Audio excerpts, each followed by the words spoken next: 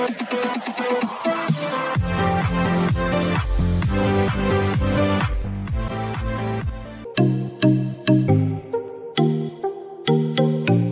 sahabat Glopet, kembali lagi di channel Glopedia. Channel yang menyajikan info-info menarik yang sayang untuk sahabat lewatkan. Apa saja infonya? Yuk nonton videonya. Jangan lupa di-share, like, and subscribe. Selamat menyaksikan.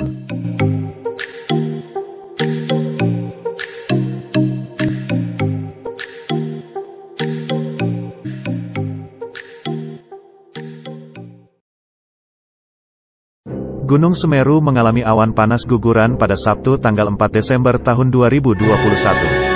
Akibat musibah tersebut, data sementara mencatatkan 50 orang meninggal dunia dan puluhan lainnya mengalami luka, baik ringan maupun berat.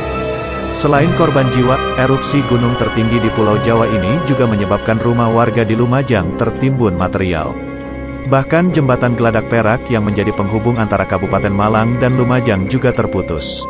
Guguran awan panas Gunung Semeru mengakibatkan 2 kecamatan terdampak dan 8 kecamatan terdampak debu vulkanik. Total warga dari kecamatan yang terdampak yaitu 5.205 jiwa. Namun hanya 1.300 jiwa memilih untuk mengungsi di tempat pengungsian yang telah disediakan. Mengutip dari laman merdeka.com, berikut ini Glopedia akan membahas 10 letusan gunung berapi paling dahsyat di Indonesia.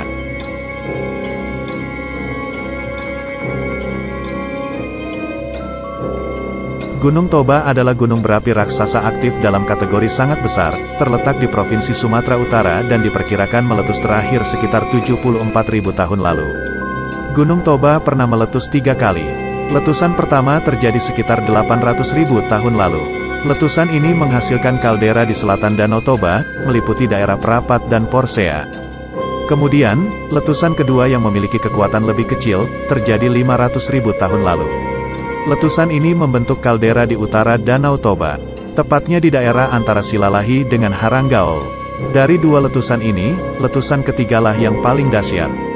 Letusan ketiga 74.000 tahun lalu menghasilkan kaldera, dan menjadi Danau Toba sekarang dengan Pulau Samosir di tengahnya.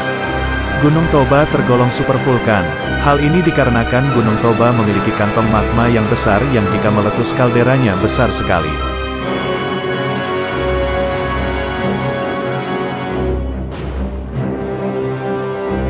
Urutan selanjutnya adalah Gunung Krakatau. Gunung Krakatau berada di Kecamatan Punduh Pedada, Kabupaten Lampung Selatan, tepatnya di perairan Selat Sunda, antara Pulau Jawa dan Sumatera. Puncak gunung berapi Gunung Krakatau sirna karena letusan kataklismik pada tanggal 26–27 Agustus tahun 1883. Gunung Krakatau dikenal dunia karena letusan yang sangat dahsyat pada tahun 1883. Awan panas dan tsunami yang diakibatkannya menewaskan sekitar 36.000 jiwa. Letusan tersebut menyebabkan perubahan iklim global. Dunia sempat gelap selama 2,5 hari akibat debu vulkanis yang menutupi atmosfer. Matahari bersinar redup sampai setahun berikutnya. Hamburan debu tampak di langit Norwegia hingga New York. Tercatat bahwa letusan Gunung Krakatau adalah bencana besar pertama di dunia setelah penemuan telegraf bawah laut. Kemajuan tersebut, sayangnya belum diimbangi dengan kemajuan di bidang geologi. Para ahli geologi saat itu bahkan belum mampu memberikan penjelasan mengenai letusan tersebut. Gunung Krakatau yang meletus, getarannya terasa sampai Eropa.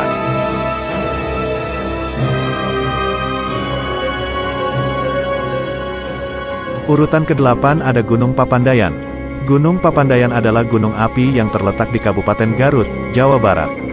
Gunung dengan ketinggian 2.665 meter di atas permukaan laut itu memiliki beberapa kawah yang terkenal, di antaranya Kawah Mas, Kawah Baru, Kawah Nangklak, dan Kawah Manuk. Kawah-kawah tersebut mengeluarkan uap dari sisi dalamnya. Dalam catatan sejarah, Gunung Papandayan telah beberapa kali meletus.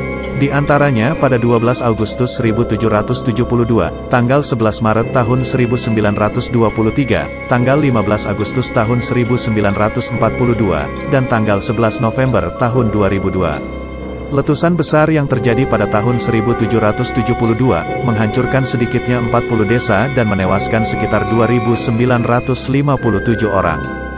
Daerah yang tertutup longsoran mencapai 10 km dengan lebar 5 km.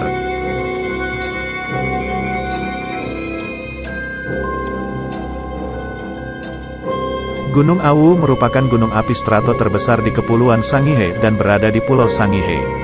Lembah dalam yang membentuk lorong untuk lahar membelah sisi-sisi Gunung Api Awu, yang dibangun dalam kaldera selebar 4,5 km.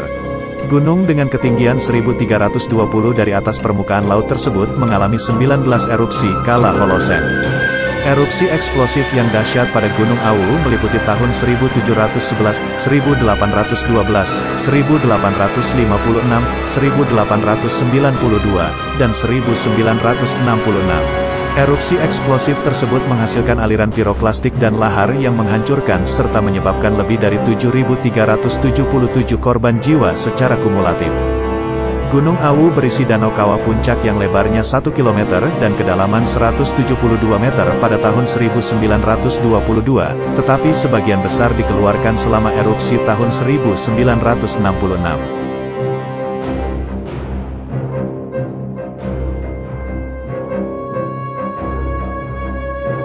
Urutan selanjutnya adalah Gunung Tambora yang terletak di Pulau Sumbawa, Nusa Tenggara Barat, Indonesia.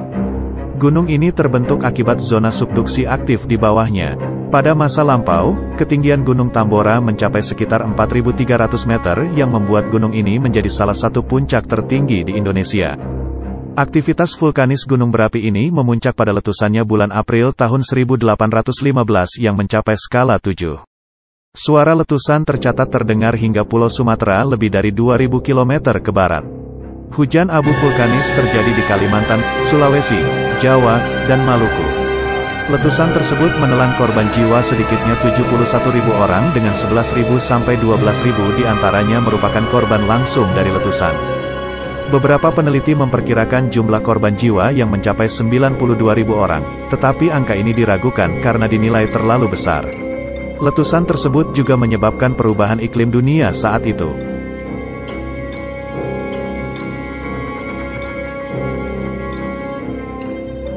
Urutan kelima adalah Gunung Galunggung. Gunung Galunggung memiliki ketinggian 2.167 meter di atas permukaan laut, terletak di Tasikmalaya.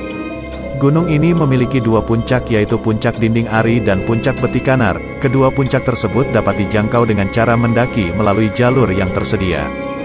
Gunung Galunggung tercatat pernah meletus pada tahun 1822. Tanda-tanda awal letusan diketahui pada bulan Juli tahun 1822, di mana air Cikunir menjadi keruh dan berlumpur. Hasil pemeriksaan kawah menunjukkan bahwa air keruh tersebut panas dan kadang muncul kolom asap dari dalam kawah. Kemudian pada tanggal 8 Oktober sampai dengan tanggal 12 Oktober, letusan menghasilkan hujan pasir kemerahan yang sangat panas, abu halus, awan panas, serta lahar. Aliran lahar bergerak ke arah tenggara mengikuti aliran-aliran sungai.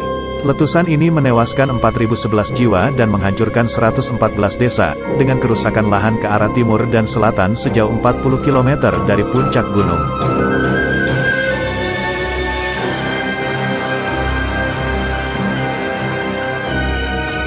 Urutan selanjutnya adalah Gunung Merapi yang berada di perbatasan Yogyakarta dan Jawa Tengah merupakan gunung berapi teraktif di Indonesia. Gunung ini memiliki potensi kebencanaan yang tinggi karena menurut catatan modern mengalami erupsi setiap 2-5 tahun sekali dan dikelilingi oleh permukiman yang padat.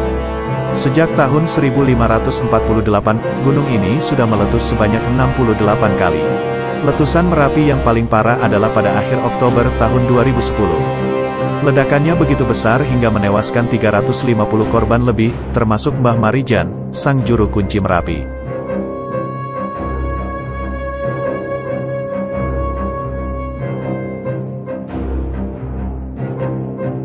Gunung Samalas yang terletak di Lombok meletus pada tahun 1257 Masehi. Letusan tersebut memunculkan kaldera segara anak di ujung barat Gunung Rinjani. Letusan Gunung Samalas menghasilkan kolom erupsi setinggi puluhan kilometer ke atmosfer serta aliran piroklastik yang mengubur hampir seluruh Pulau Lombok. Sebagian material piroklastik bahkan mencapai Pulau Sumbawa di seberang.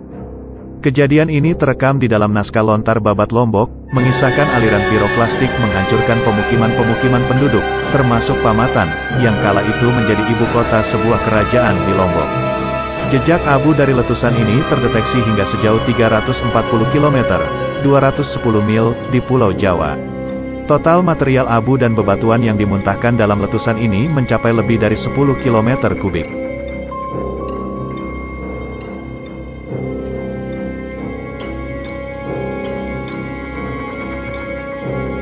Urutan selanjutnya adalah Gunung Agung. Gunung Agung pernah meletus di tahun 1963. Gunung yang terletak di Bali ini terkenal dengan letusannya yang terjadi hingga setahun lamanya. Sebanyak 1.000 penduduk menjadi korban saat Gunung Agung meletus. Abu panas dan gas melambung hingga 20 km tingginya. Gunung Agung juga meletus pada tahun 2017. Letusan tersebut menyebabkan ribuan orang mengungsi dan mengganggu perjalanan udara. Hingga tanggal 27 November tahun 2017, tingkat siaga berada pada level tertinggi dan perintah evakuasi telah dikeluarkan. Gempa bumi tektonik dari gunung berapi telah terdeteksi sejak awal Agustus, dan aktivitas gunung berapi tersebut meningkat selama beberapa minggu sebelum menurun secara signifikan pada akhir Oktober. Periode kedua dari kegiatan utama dimulai pada akhir November.